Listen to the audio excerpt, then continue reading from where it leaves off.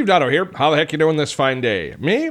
I'm kind of self-satisfied today because last week we delivered our first paid webinar and it went off exceptionally well. I was quite trepidant about asking people to pay to come to webinars when I have a long history of delivering free webinars.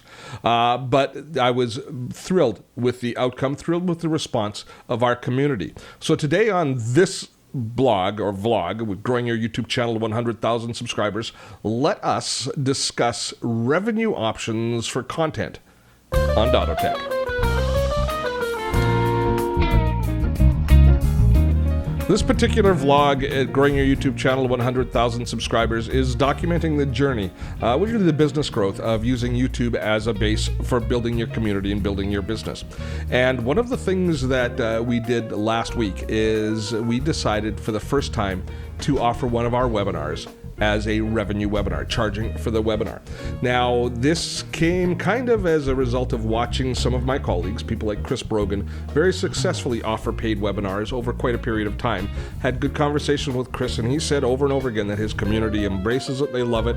There's a better turnout. There's lots and lots of positives beyond the positive, the obvious positive of the fact that you make money while you're doing it.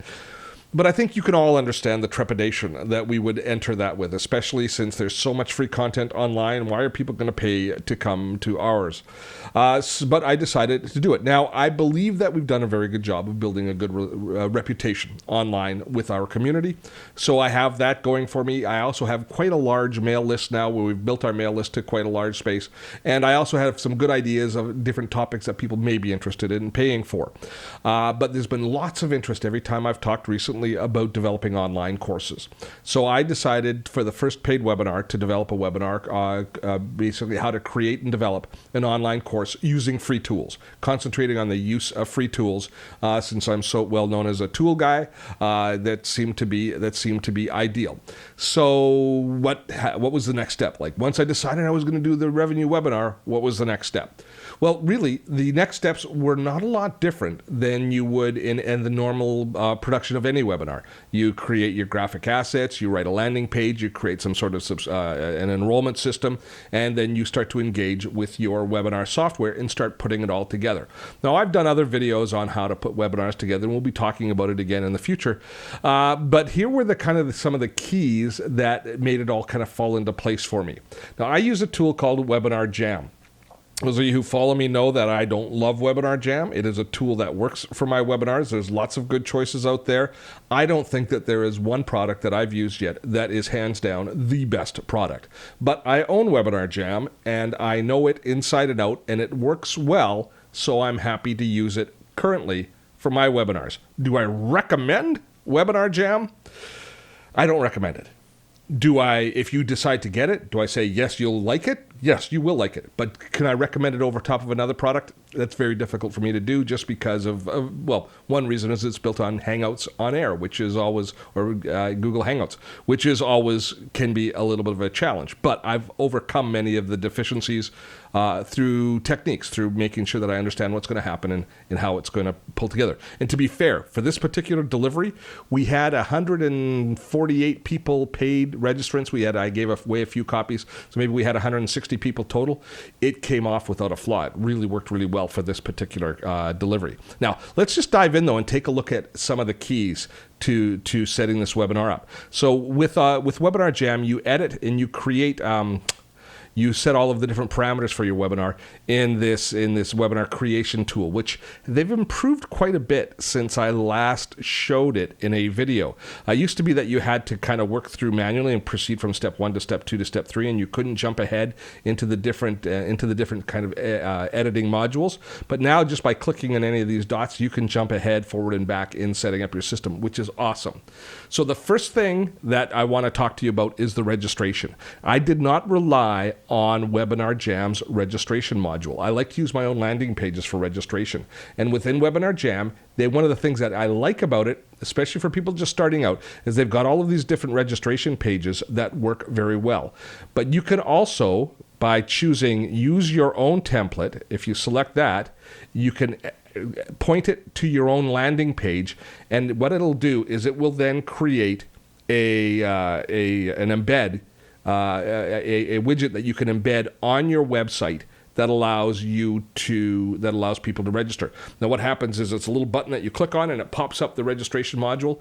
It works quite well, but you're limited as far as the graphics of the button, so there are some downsides. But I like people coming to my website. Why do I want people to come to my website when I'm doing a project like this? Mainly because I want to be able to track them and add them to my Facebook custom audience, know who's coming, and for Facebook retargeting and things like that, I want them on my site for future projects and for this project.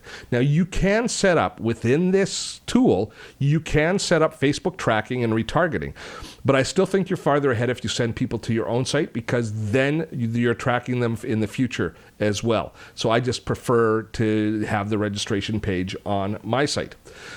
So once the registration is set up, the next thing that you need to do is add integration, because not only do I want people to register here in Webinar Jam to receive the webinar, and Webinar Jam's got some nice tools for notifications of sending out links, sending out reminders and last minute reminders by email. So we've got all of that in place. But integration, I also wanted to make sure that it was integrated with my CRM. In my case, I use Infusionsoft. Why is this important? Because you're going to want to set up any email follow-up sequences and track the people who've registered for this webinar in your CRM. And you can set up the integration with all of these different types of CRMs right here in their email autoresponder integration. And with Infusionsoft, you have, if you go and do what they call deep integration, I should use my deepest voice as I talk about deep integration, we can actually go in and we can choose which tags in Infusionsoft will be attached to the user when they register. So here's what happens. Is somebody registers for, and you've got to kind of walk through this. They come to my landing page at my site, which is where they opt in. They click on the opt-in link. They click on the register link, which takes them into a pop-up, which is being managed by Webinar Jam. Webinar Jam then captures the name and email address of said attendee, and then it stores it in the webinar software, and it sends out the proper sequence of emails to them to thank them for registering, give them the link to visit the room, sends them the reminder just before the video. All of that sequence is now entrenched. But at the same time, it then takes that email address and name and it sends it back to Infusionsoft, my CRM, and it applies the tag. Now, the tag is a numeric tag that they ask for, but that tag is reflected in a text tag that I can see in Infusionsoft, so that when I go in, I can actually track how many people are being registered in Infusionsoft as we go, and I have a really good feel for what's happening. Plus, I've got access to those people, know that that person has registered for my webinar in Infusionsoft, so I can do follow-up marketing to them post-webinar. That is terrific. Okay, so that's kind of step one. We've now got the people being registered into the webinar. But Steve, you said this is a revenue webinar. Where's the revenue coming from? I'm glad you asked. We now move ahead into the monetization tab. So we go through all the thank you and what we're going to be incorporating live and all of that stuff, how we're going to handle the webinar replay, and now we reach monetization. I got to cancel that. There we go. Now monetization. Charge to register for the webinar. Yes, I'm going to charge to register. Now, this is the first time that I did this. The default is free to register, but when I clicked on charge to register, I was given these options, and they are uber cool. The first is a link to a payment checkout system. So if you have PayPal, you would put your PayPal payment link in here. Now, I set up a checkout page in the store, in the e-commerce store in Infusionsoft, which was this form here. Let's just copy that and let's take a look at what that looks like. So this is actually a form in Infusionsoft that allowed people to purchase the course and give me their credit card number, etc. And I could also add a promo code because I had a discount for people who were students of my course before that I'd sent through to them as well. So all of that, they can pay by credit card, pay by PayPal. All of that comes as a result of this URL happening. Then you put the price. Now this isn't the price. I had to put the price in this payment page so that they would know what to charge. But this is to go in the marketing page, to go in the marketing materials. Now, these next two are ever so important. The first one is auto-filled by the system. Basically, it allows other systems to know where the registration page is. But this post-payment URL is really important. You copy this because if you need to give people access that you want to give access to the webinar for free to, this is the URL that they're sent to, because here's the process. Let's continue the process. We talked about how they go to your landing page, click to register. Now what happens is they have to put in their payment information, and their payment information ends up being in this form here. Once this form is done, I wonder if this other form will actually paste, because the webinar is passed, but let's take a look and see what happens. Once they've registered, yeah, it's going to say it's too late, it's expired. But once they've finished the payment and they've clicked apply, then what happens is the Webinar Jam then takes over again, and they get the basically control of the person back from the payment system, and then they send them to this page, which is a second registration page. The first allows them to pay for the software, pay for the access to the webinar, and then they have to register for the webinar. So this is kind of just the simple basic registration that you would normally have had in Webinar Jam. So once the people have entered this information, then they will get all the emails and they will be put into the sequence to be followed up. So it sounds, it's a very straightforward linear process, but there's two touch points that are of consideration when you're charging for a webinar using a tool like Webinar Jam. The first touch point is when the people click to register, the first thing they'll do is they'll actually create a payment. Once that payment has been processed, then they do the actual registration for the webinar, and they're put into the system.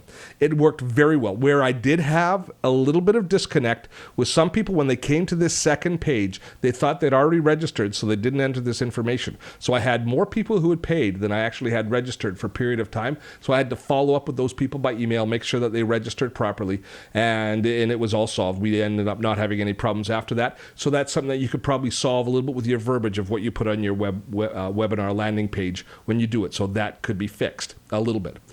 The net result, though, was we had 158 people who ultimately purchased this and were brought in for the actual delivery of the webinar. Once this process was through, the webinar delivery was the exact same as all other webinar deliveries that I've had, with a few exceptions. And let me take a look and show you what some of the exceptions are. I'm going to take you into the analytics. And anybody who's ever hosted a webinar before will certainly see where the differences are. So this was building an online course, which is building your first online course, and there was just a single session. Let's go to it in the analytics area. Now, this gives me a list of all of my registrants, etc. But the analytics from inside your webinar shows some interesting statistics. So the webinar ended up lasting for an hour and 16 minutes. And the average person stayed in the room for an hour and 4 minutes. We were into question and answer here at the very end. So we had really, really good amount of time. The amount of time that people have stayed in the replay room. Now, I actually have the replay in two places. I have it built into a course that people can get access to that took the webinar as well. So they all aren't watching it here, but they're watching a goodly portion of it at 25 minutes. Here's the number that will blow you away if you've done webinars before. 83% of our attendees saw the full live webinar. That is a huge percentage of people that stayed with it. Then you also get, one of the nice things here in the analytics, is you get feedback to all of the different polls that you put in as well. You have all of the statistics. And this was something I didn't notice before. They've got the ability here now to add the chat history. So you're able to, because often the chat is really, there's lots of good value in the chat. So I was able to download that and share it with all of the attendees as well.